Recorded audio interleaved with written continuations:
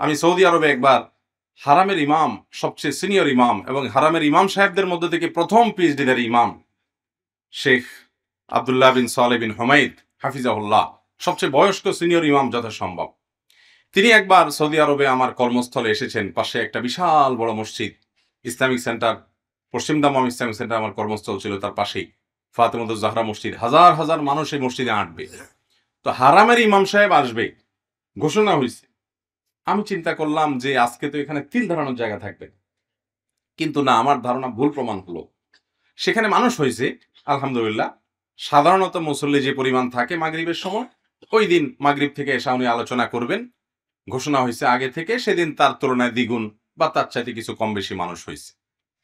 আমি চিন্তা করলাম যে উনি নিজেই ইমামতি করে মাগরিবের নামাজ পড়াইলেন। ওনার কণ্ঠ শুনে আমরা বুঝতে পারলাম হারামের ইমামের কণ্ঠ, মুখস্থ কণ্ঠ, সবাই ভালো লাগছে আলহামদুলিল্লাহ। আমি চিন্তা করলাম মাগরিবের পরে উনি আলোচনা করবেন, আলোচনার পরে মুসাফার জন্য কি যে একটা হিড়িক হবে আজকে, তামাশাটা দেখার জন্য আমি প্রস্তুত হয়ে রইলাম। কিন্তু না, আমার ধারণা ভুল প্রমাণ হলো। হাতে গোনা কিছু মানুষ, 20-40 জন মানুষ হবে যারা ওনার কাছাকাছি একটু গেছেন, সালাম দিচ্ছেন, দেখা করার চেষ্টা করছেন, আর বাকি মানুষগুলো মনোযোগের সাথে ওনার নসিহত গুলো শুনলেন, ওনার ওয়াজ শুনলেন, আলোচনা শুনলেন, শোনার পরে ওনারা বের হয়ে চলে গেলেন। আমি তখন অবাক হয়ে গেলাম, আর মনে মনে বললাম, হায় রে কপাল পড়া সৌদিয়ান রে, এই হুজুররা যদি বাঙালি পাইতো, তো আজকে হুজুরে মেরে হলেও সেলফি তুলে তারপরে ছাড়তো। ঠিক না বেঠিক? এক পীর সাহেবের বলে কিছু মুরিদ ছিল, নদীর এপারে কিছু, নদীর ওই পারে কিছু। তো পীর সাহেব কখনো এই পারে ওয়াজ করে, কখনো ওই পারে যায় ওয়াজ করে, দুনো পারে মুরিদ আছে। তো পীর সাহেবের ওসিয়ত হলো যে এলাকাতেই তার মৃত্যু হলে এখানেই কবর হবে। উনি কখনো এই পারে থাকেন, কখনো ওই পারে থাকেন। এখন এক পাড়ের মুরিদরা, নদীর এক প্রান্তের মুরিদরা, তারা বলতেছে যে হুজুর মারা গেলে কবর আমাদের এই পারে হবে, কিন্তু আসা যাওয়া যাই হোক হোক, ওয়াজ ওই পারে হোক হোক, সমস্যা নেই, মরার পরে কবরটা কিন্তু এখানে হবে, কারণ বিজনেস তো কবরের পরে, মরার পরেই তো মূল বিজনেস না। পীর সাহেব বেঁচে থাকতে তো এত বিজনেস হবে না, যতটা হবে কি মরার পরে। শুধু পীর সাহেব না, যে কোনো মানুষ, ভালো মানুষ বিশেষ করে আমাদের সমাজে মরার পরে কদর হয়, তাই না? আর এই পীর সাহেবদের অতিভক্তি যারা করে, ব্যক্তি পূজা যারা করে, তাদের সিস্টেম হলো পীর সাহেব মরার পরে মূল বিজনেসটা দাঁড়ায়, পয়সার বিজনেসটা। তো যাই হোক, এক পাশের মুরিদরা বলে না, মৃত্যুর পরে এখানে ওনার কবর হবে। অপর প্রান্তের মুরিদরা বলে তোমাদের এখানে কবর হবে কি দুঃখ, হুজুর ওই পাড়েও গেছে, এই পাড়েও আসছে সব সময়, অতএব কবর হলে আমাদের এই পাড়ে হবে। এটা নিয়ে তারা গন্ডগোল, হুজুর কিন্তু এখনো মরে নাই। এই গন্ডগোল করার পর এক পাড়ের মুরিদরা রাতে হুজুরে ধরে এনে মেরে কবর দিয়ে দিস। কাহিনী শেষ। দিবি না মানে, হুজুরে ধরে এনে গলা টিপে মারি কবর দিয়ে দিছে, শেষ। এই হলো আমাদের হুজুর ভক্তি। আল্লাহ আমাদেরকে মাফ করুক ভাইরা। আলেমদেরকে আপনারা ভালোবাসেন, দেখার চেষ্টা করেন, ওলামাদের সোহবতে যান, এটা ভালো জিনিস। কিন্তু ভাইরা, তাদের আদর্শ গ্রহণ করতে হবে, শুধুমাত্র তাদের ভক্তি করলে চলবে। সারা দেশে আজকাল বিশেষ করে সেলিব্রিটি পূজা শুরু হয়েছে। সেলিব্রিটি ফেসবুকে দেখি, টেলিভিশনে দেখি, তাহলে একটু ডাইরেক্ট দেখতে চাই। আমি অনেক জায়গায় এরকম বেশি হুড়াহুড়ি করলে আয়োজকদেরকে বলি সবাইকে ঢুকতে দেন, টিকিট নেন 2 টাকা 5 টাকা করে, আর বলেন চিড়িয়াখানা থেকে নতুন বান্দর আসছে, এটা সবাই এক নজর 5 মিনিট দেখে দেখা যাক। কারণ এক্ষেত্রে আমাদের যে আগ্রহটা, উচ্ছ্বাসটা, এটা এত বেশি হয়ে যায় যেটা প্রশংসার লেভেল ক্রস করে যায়, নিন্দনীয় পর্যায়ে চলে যায়। ভাইরা আমার, আপনি কোনো হুজুরের সাথে খুব বেশি সম্পর্ক ভালো করতে পারেন নাই, কাছে যেতে পারেন নাই, কিন্তু আপনি হুজুরের কথাগুলো দূর থেকে আমল করেছেন। এমনও হতে পারে হুজুরের আগে আপনি জান্নাতে চলে যাবেন ইনশাআল্লাহ। ঠিক না বেঠিক?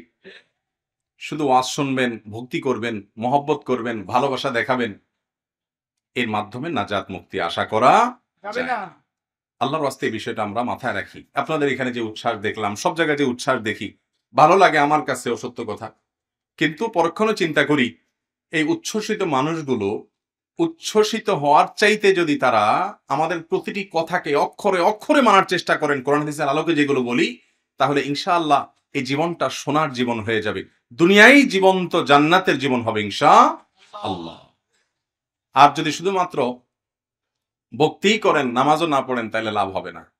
একবারে এক সিএনজি এলা ঢাকায়, ভদ্রলোকের সিএনজিতে আমি উঠলাম, উনি ডেকে উঠাইছেন, আমাকে দেখতেছে সিএনজি খুঁজতেছি, বলো হুজুর আমার সিএনজিতে উঠেন। তো আমি উঠলাম। ফজর নামাজের ওয়াক্ত যায় আর 25-30 মিনিট আছে। আমি একটা মসজিদের কাছে গিয়ে দাঁড়া করায়া ফজরের ওয়াক্ত সালাত আদায় করলাম। তো ওই লোকটা অনেক ভক্তি করে দেখে আমি মনে করছি উনি তো অবশ্যই আসবে ফজরের নামাজ পড়তে, আমারে ভক্তি করে নামাজ তো পড়বেই। কিন্তু নামাজ পড়ে বাইরে হয়ে দেখি সূর্য ততক্ষণে উঠে গেছে।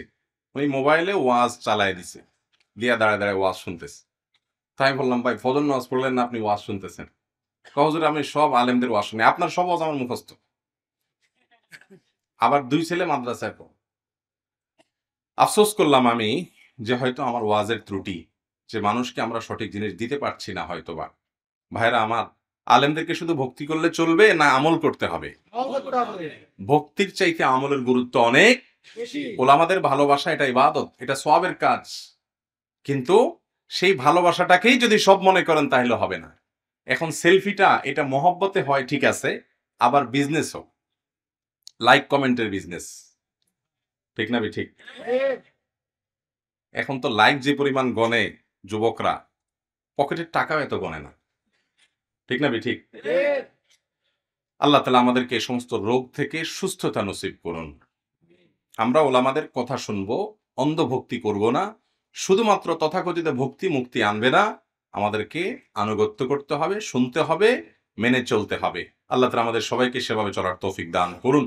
সেই সাথে ওলামাদের ভালোবাসবো, তাদের সোহবত সান্নিধ্যে যাব, কিন্তু দৃষ্টিকটু সেলফি না। হুজুর একটু এদিক তাকান, একটু এদিকে তাকান, একটু পোজ দেন বিভিন্নভাবে। আমি একজনকে বললাম, ভাই এত পোজ দিতে বলেন আপনি, বসে নিছেন, এরপর দাঁড়ান হুজুর, একটু শুয়ে যাই, শুয়ে একটা নেন।